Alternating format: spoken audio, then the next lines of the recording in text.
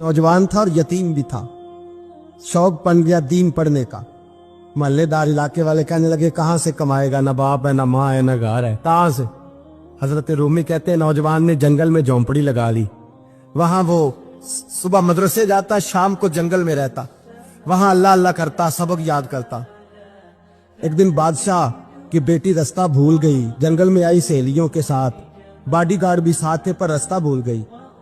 खोती खोती शाम हो गई, ऐसी खोई कि जब रात गहरी हो गई तो आके उस नौजवान के पास रुकी और चिल्लाने लगी। शेर के दौड़ने की आवाज आती है, भेड़िए के बोलने की आवाज आती है। नौजवान अकेला, सहेलियां बिछड़ गई, गार्ड बिछड़ गए।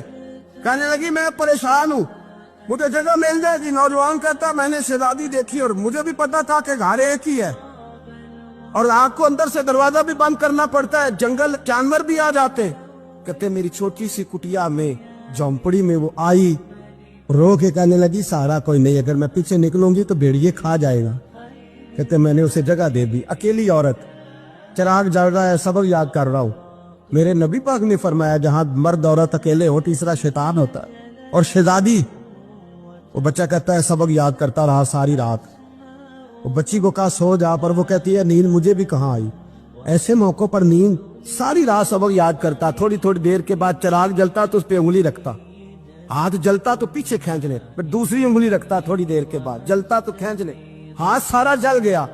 सुबह किरणें चमकी तो कहने लगा चल निकल जा, दौड़ जा, बस बड़ा सब्र का इम्तिहान हो गया, चली जा। शहजादी बाहर निकली, सिपाही ढूंढ रहे थे। बादशाह खुद जंगल में निकला हुआ था, मेरी बेटी मिल गई। बादशाह तन्हाई में जाके कहने लगा बेटा मैं दुनिया को बताऊंगा कि मेरी बेटी खोई नहीं थी, सिपाही साथ ही थे।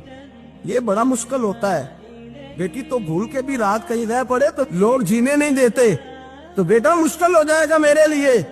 कहाँ थी? उसने कहा नेक नौजवान के पास। उसने कहा बेटा मैं तो तेरी बात मानूंगा पर दुनिया नहीं मानेगी। अगर उस नौजवान ने किसी को बता दिया कि तू उसके पास थी तो फिर लोग मेरा जीना मुहाल कर देंगे।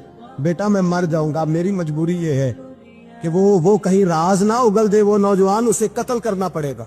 औरत ने मिन्नतें की, उस बेटी ने कहा मेरे मौसम को मारोगे, रोई। और वो कहने लगा मैं बादशाह, वो मेरा अपना विकार है, मैं उसको छोड़ नहीं सकता। गिरफ्तार कर लाए सिपाही। वक्त तय हो गया सजा का। अकेले कारकोठरी में रखा गया, जो उसके खास एतबार वाले थे उनकी ड्यूटी लगाई। बादशाह ने बुलाया, पहले विलम आया। औरत कहने लगी, बेटी कहने लगी एक दफा तो बुलाओ ना, एक सवाल बस पर्दे में रह के पूछना है और फिर जो आपका जी चाहे, मेरे मौसम को मारना तो है, तो मर्जी आपकी। सामने खड़ा किया नौजवान, पर्दे के पीछे औरत खड़ी हो गई। बादशाह बीच बैठ गया। बीबी कहने लगी सारी रात बेदार मैं भी रही, सोया तू भी नहीं। वो जो तू चिराग के करीब हाथ लगा के जलाता था वो समझ नहीं आई। नौजवान रो पड़ा, कहने लगा क्या करूं, मैंने रसूलुल्लाह का दीन पढ़ा है, क्या करूं, मैंने हुजूर का दीन पढ़ा है। मैंने पढ़ा है कि जानी को सबसे नीचे दोज़ख के सबसे निचले दर्जे में जलाया जाए, उसे जहन्नमियों का पीप और रेशा पिलाया जाए, कंद खिलाया जाए। ये रवायतें पड़ी हुई थी। थोड़ी थोड़ी देर के बाद शैतान मुझे कहता था बदकारी कर ले। मैं अपना हाथ उसी वक्त जब शैतान मशवरा देता तो मैं आग पे करता। मैं कहता अगर ये बर्दाश्त हो गई तो वो भी हो जाएगी। जब हाथ जलता तो मैं समझ जाता नहीं तुझसे तो ये नहीं बर्दाश्त होती तो वो कैसे होगी। फिर मुझे शैतान मशवरा देता कोई देख नहीं रहा तो बुलाने नहीं गया, खुद आई, मैं दूसरी उंगली लगा देता। मैंने हाथ जलाया और मैं समझ गया जब छोटे से चिराग की इतनी सी शमा की आग नहीं बर्दाश्त होती तो दोज़ख कैसे बर्दाश्त होगी। कहते मैं बाज आया। बादशाह ने ये कहानी सुनी, लफ्ज सुने तो चीख मार के रोया। कहने लगा तालिब इल्म तू तो मेरे नबी का सच्चा गुलाम है और मेरे रसूल के जो सच्चे गुलाम होते हैं उन्हें फांसियां नहीं दी जाती, उन्हें तख्त पर बिठाया जाता है। अब तुझे सजा नहीं होगी बल्कि मैं अपनी बेटी का निकाह तेरे साथ करूंगा और मेरे बाद इस सल्तनत का बादशाह भी तू ही बनेगा। अब वो नौजवान वहां नारे लगा रहा है, कहता लोगों तुम मुझे कहते थे दीन से क्या मिलता है, दीन से तो अल्लाह तख्त ताज भी अता फरमा देता है। अगर नौजवान शर्मो हया वाले बन के रहे अल्लाह सारी इज्जतें दे देगा। देखे ना अल्लाह के फजल से इज्जत मिलती है और जब कोई इज्जतदारों जैसा काम ही ना करे। एक बात और अर्ज करनी है पर वक्त थोड़ा रह गया। जवानों मैं ना जब कभी परेशान होता हूँ ना तो मैं ये वाली बात खोल के पढ़ता हूँ। वाला ये बात ढारस बनाती है, ढारस तवानाई देती है, पूरा मजमून बांधा है। आला हजरत कहते हैं बेरूपिया था, मदारी, रूप बदल बदल के दिखाया करता था, बादशाहों से इनाम लेता था। एक दिन औरंगजेब आलमगीर के पास आ गया, कहने लगा मैं रूप बदलूंगा, अगर आप पहचान ना सके तो मैं इनाम लूंगा। आपने फरमाया मैं कोई ऐसे वैसा बादशाह नहीं, कहा मुझे धोखा देना मुश्किल है, कहा नहीं मैं रूप बदलूंगा। हजरत औरंगजेब आलमगीर बड़े नेक बादशाह गुजरे, बड़े परहेजगार। वो बेरूपिया कहने लगा मैं रूप बदलूंगा, आप नहीं पहचान सकेंगे। फरमाया चल जितना तेरे अंदर जोर है लगा ले। हजरत ने ऐलान किया कि मैंने फौजी भर्ती कर दे, 2 माह के बाद टेस्ट होगा। वो 2 महीने दौड़ता रहा, रंग रूप बनाता रहा, आया टेस्ट देने, 2-3 सिपाहियों का इम्तिहान लिया, उसकी बारी आई तो 10 रुपए दिए, कहने लगे तेरे आने जाने का किराया, मैंने तुझे पहचान लिया है। कुछ दिनों के बाद जाने लगे सफर पर, तो भिखारी आ गए खैरात मांगने। उसने भी सारे मुंह पर स्याही मार ली, कपड़े फाड़ लिए, सर के बाल मुंडा लिए, भगे तक कटा ली, बदरंग होके आया। कासा आगे किया तो हजरत ने 10 रुपए डाले, कहने लगे तेरे आने जाने का किराया मैंने पहचान लिया है। कुछ दिन गुजरे तो टीचर की जरूरत थी, उसने मुंह से बड़ी कर ली, दाढ़ी नकली लगा ली, सर पे जिना कैप पहन ली, एक शेरवानी ले ली और हाथ में छड़ी पकड़ के आया। कहने लगा मैं उस्ताद हूँ, 2-4 बंदों का इम्तिहान लिया, उसकी बारी आई तो 5 रुपए दिए, 10 रुपए दिए, का तेरा किराया मैंने पहचान लिया। 2 साल गुजर गए, वो जब भी आता हजरत पहचान लेते। एक दिन सफर पे जा रहे थे, बहुत बड़ा लश्कर था, जिहाद करने जा रहे थे औरंगजेब आलमगीर, तो देखा एक पहाड़ी है, पहाड़ी पे लोग जा भी रहे हैं आ भी रहे। औरंगजेब आलमगीर पूछने लगे यहाँ क्या है? कहने लगे बाबा जी बैठे हैं दुआ करते हैं, अल्लाह के नेक बंदे हैं। औरंगजेब कहने लगे यार पुराने लोग सारे ही अल्लाह वालों को मानते, ये भी मुसीबत आई है जितनी नहीं आई है, सारे लोग ही मानते। कहने लगे जरा मैं दुआ ना करा लूं, बच्चे काम जा रहा हूं। औरंगजेब बादशाह थे, बादशाह लोग नाजुक मिजाज होते हैं। घोड़े से उतरे, बड़ी मुश्किल से पहाड़ी पे चढ़े, ऊपर गए तो लाइन लगी है, बाबा जी कार में बैठे। कहने लगे मैंने मिलना, मैं औरंगजेब हूँ। उन्होंने कहा हमारा बाबा उस तरह का पीर नहीं कि अमीर आए तो रंग और हो, गरीब आए तो और हो, यहाँ अगर मिलना है तो लाइन में लग जाओ, सब एक जैसे। अब लाइन में खड़े हो गए, 50 आदमी आगे थे, कहते 51वां नंबर था। थक गया धूप में खड़ा खड़ा, जब मैं पहुंचा गार के दाने तो मैंने बाबा जी के चेहरे पे नजर डाली तो बड़ा नूरानी चेहरा, बड़ी खूबसूरत लबो लहजा। मैंने कहा मेरे जैसा आदमी भी पगड़ी बांध ले तो अच्छा लगने लग जाता है, बड़ा खूबसूरत अंदाज। कहते हैं मैं उनके पास अत्ताहियात की हालत में बैठ गया। मैंने कहा हुजूर मैं जा रहा हूँ जिहाद करने, दुआ करना। बुजुर्गों ने हाथ उठाए, अल्लाह इसकी मदद फरमा, दीन को गलबा अता फरमा, इससे दीन का सच्चा पक्का सिपाही बना। फिर थपकी दी, 2-4 नसीहतें निकाल डाली, देखना जुल्म न करना, ज्यादती न करना, जब तू जीत खर न करना, गुरूर न करना, नसीहतें भी कर दी। कहते अब जब मैं उठा तो 2-4 दिनार बतौरे नजराना मुसल्ले के नीचे रखे, और उल्टे कदम जब मैं गार से उतरा उन्होंने रुमाल झाड़ा और उठ के खड़े हो गए। कहने लगे आज नहीं तूने पहचाना, आज नहीं तूने पहचाना, मेरा इनाम बनता है, आज नहीं पहचाना, ला पैसे।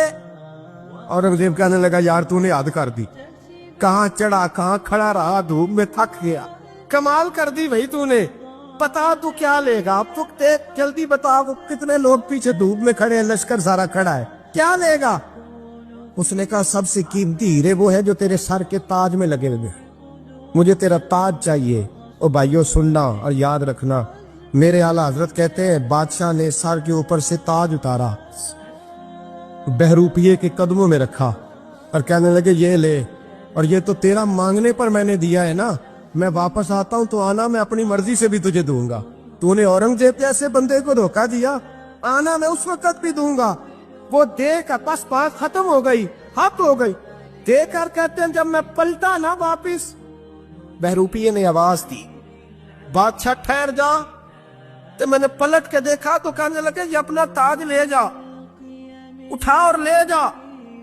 मैंने कहा 2 साल बीत गए तुझे मेहनत करते, आज काबू आया तो ले जाओ। कहने लगा ले जा, मसला समझ में आ गया। मैंने कहा मुझे भी तो समझाना।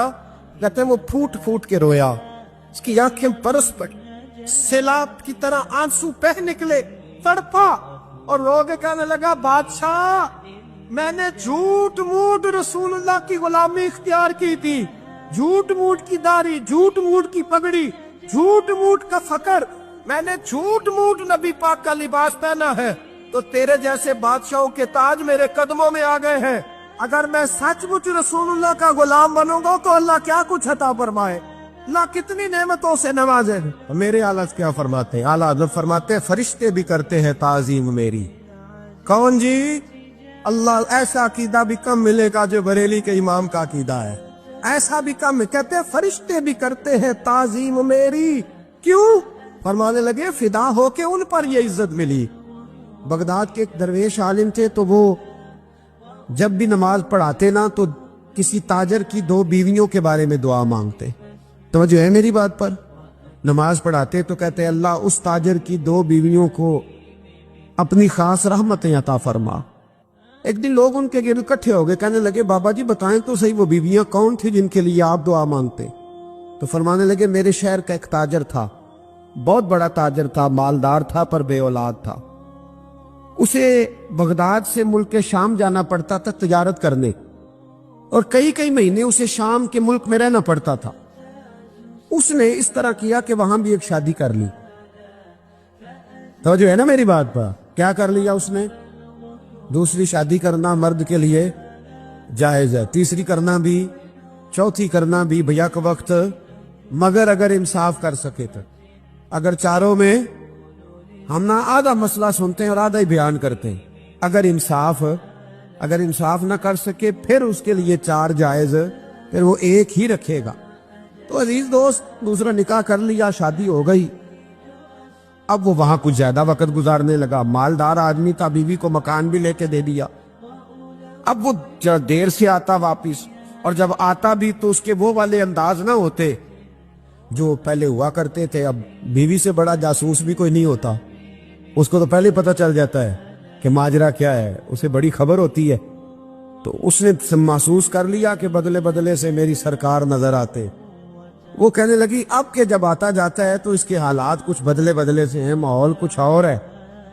उसने एक बूढ़ा आदमी जो उसका अजीज भी था और समझदार भी था उसको तैयार किया। कहने लगी अब के जब मुल्क के शाम जाए ना तो इसका पीछा करना और खबर करना कि कहाँ रहता है, कहाँ जाता है, क्या करता है। वो बूढ़े बुजुर्ग जो थे वो खातून के कहने पर कुछ उसने किराया भी दिया। वो उस ताजर के पीछे गए और वापस आके खबर दी। कहने लगे कि ये तो 2-3 साल बीत गए, इसने वहां भी शादी की हुई है, तुझे बताया ही नहीं। बीवी बड़ी समझदार थी, हौसला मंद, जीरत, उसने शोर नहीं मचाया। उसने कहा कि मैं ना अब जब आएगा ना तो तरीके से बात करूंगी और पूछूंगी कि ऐसा क्यों किया। और ये भी उसने आके बताया कि अगर तेरे साथ निकाह के बाद उसे औलाद नहीं मिली तो औलाद वहां भी कोई नहीं, कि मुकम्मल तफसीलात। अब जब इस दफा खामंद आया तो आते ही वो बीमार हो गया, कमजोर होने लगा। अब खातून ने मुनासिब नहीं समझा कि आते ही धड़ाम से मैं उसके सर पर ये ठोड़ दूं कि तूने निकाह किया हुआ है और मुझे बताया नहीं। वो जरा तसल्ली में रही, कुछ वो बीमार था, हौसला रखा, खिदमत करती रही। कुछ दिन गुजरे तो वो ताजर इंतकाल कर गया, फौत हो गया। अब राज खोल न सका, इद्दत गुजारी, और जब सारा माल जमा किया ना तो अशरफियों की बोरियां भर गई। सारा माल उस बीबी का, 4 बोरियों में अशरफियां, 4। यहां तो पेट का दोज़ख है, माज अल्लाह भरता ही नहीं।